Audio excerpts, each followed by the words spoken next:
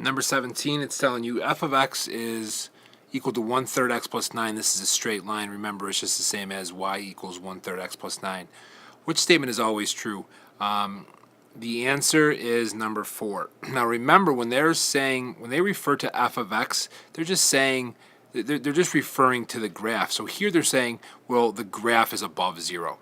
So for number 4, for all of these x values that are greater than 0, 1, 2, 3, 4, so on and so forth, notice how this graph is always above 0.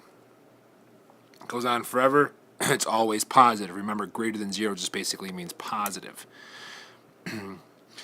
Quickly, for number 3, it says if x is less than 0, that means all of these x values, notice how the graph is above the x-axis, and eventually it goes below it. This one's saying it's strictly below. That's not true.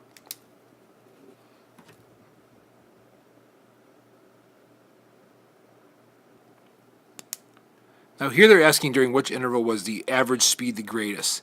Now remember, average speed is the same as average rate of change, which is the same as slope.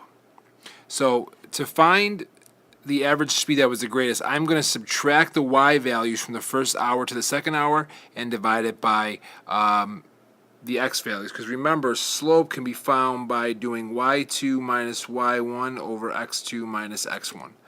So for the first and second hour, I'm going to do 110 minus 40 all over 2 minus 1. I should get 70 over 1. From the second hour to the fourth hour, I'm doing 180 minus 110 over 4 minus 2. This is 70 over 2, or 35. From the 6th hour to the 8th hour, I am going to do 350 minus 230 over 8 minus 6. I get 120 over 2, or 60. From the 8th hour to the 10th hour, I do 390 minus 350 all over 10 minus 8.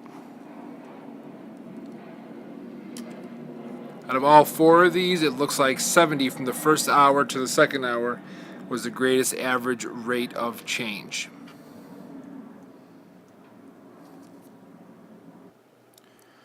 Number 19, we're looking at Christopher's algebra scores.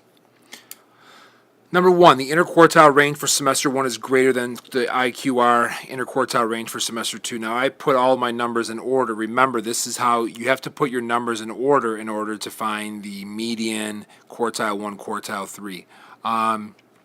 Quickly, look at number 2. It says median score for 1 is greater than the median score for semester 2. If you notice, they're the same, so it's not choice 2. The interquartile range, remember, is quartile 3 minus quartile 1. So if this is quartile 3 minus quartile 1, I get 8.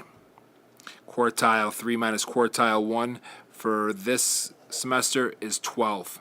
The interquartile range is not greater for semester 1. The third quartile for semester 2 is greater than the third quartile for semester 1. Let's take a look. The third quartile is 92. Third quartile is 91. It is indeed greater for semester 2, choice 4.